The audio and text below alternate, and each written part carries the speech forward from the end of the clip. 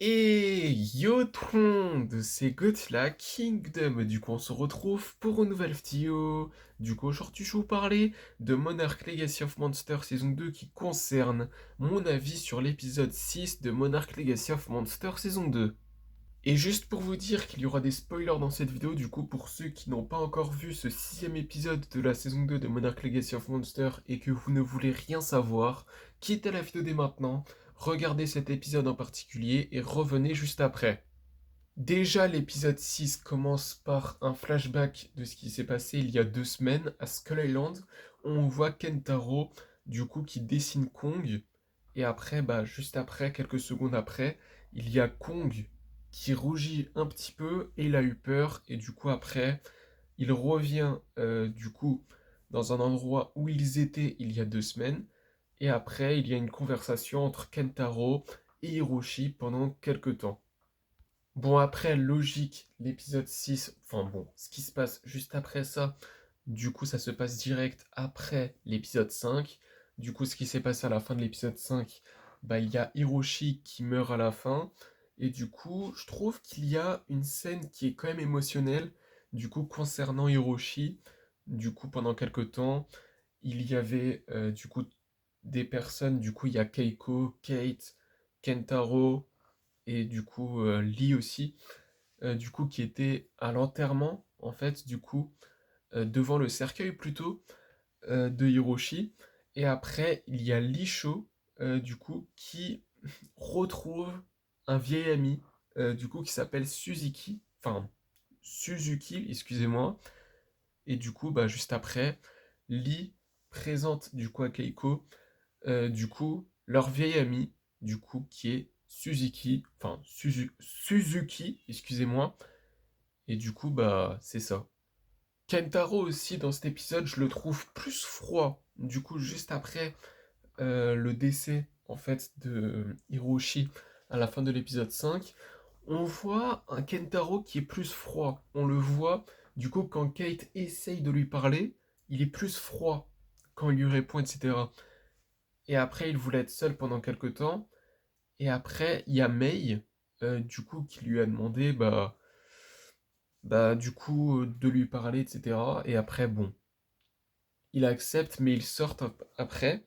Du coup, ils vont dans un bar, ils vont boire un truc, ils parlent quelques temps. Après, Mei, elle part. Et juste après, il y a une autre personne, du coup, qui lui parle. Et après, du coup, ce qui se passe juste après concernant Kentaro, disons qu'il a fait un cauchemar qui est très intéressant, je dirais, mais on en reparlera un petit peu plus après. Il y a aussi un flashback qui se passe en 1958 au QG du coup de Monarch.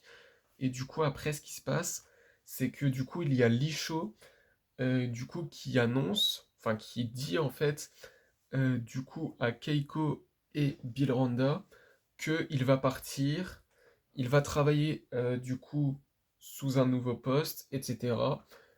Et après, du coup, il va parler pendant quelques temps avec son père. Déjà, il le retrouve après 5 ans, parce qu'il l'a plus vu depuis 5 ans. Et du coup, après, il y a une conversation entre, Lisho et son père. Lisho et Suzuki, excusez-moi si je prononce pas très bien son nom, mais c'est ça. En gros, ils avaient l'idée de faire battre en fait de faire battre en fait Godzilla et le Titan X. Parce que oui, ils avaient cette idée-là. Du coup, de faire affronter le Titan X à Godzilla. Et d'ailleurs, faut avouer que le Titan X, on le sait, il est pas méchant en soi. Mais ils avaient cette idée. Mais bon. En tout cas, après, du coup, on voit du coup Keiko et Kate qui essayent du coup d'avoir des sons concernant Godzilla, le Titan X, etc. Et du coup, après, elles entendent des sons juste après. Mais par contre, ce qui me fait le plus plaisir, c'est de revoir le Godzilla, le roi des kaiju. On le revoit enfin dans cette saison 2. C'est la première fois qu'on le voit. Bon, c'est pendant quelques secondes. C'est dans le cauchemar de Kentaro, parce qu'on apprend quelques secondes après que c'est un cauchemar. Et du coup, après, tellement qu'il est traumatisé, tellement qu'il a eu peur, en fait, de ce cauchemar-là, il fait un câlin à sa mère, carrément. Mais bon. En tout cas, ce qui est sûr, enfin, à une personne en tout cas, mais juste après, bah, ce qui est sûr, c'est que le GOAT, on le voit enfin dans cette saison 2.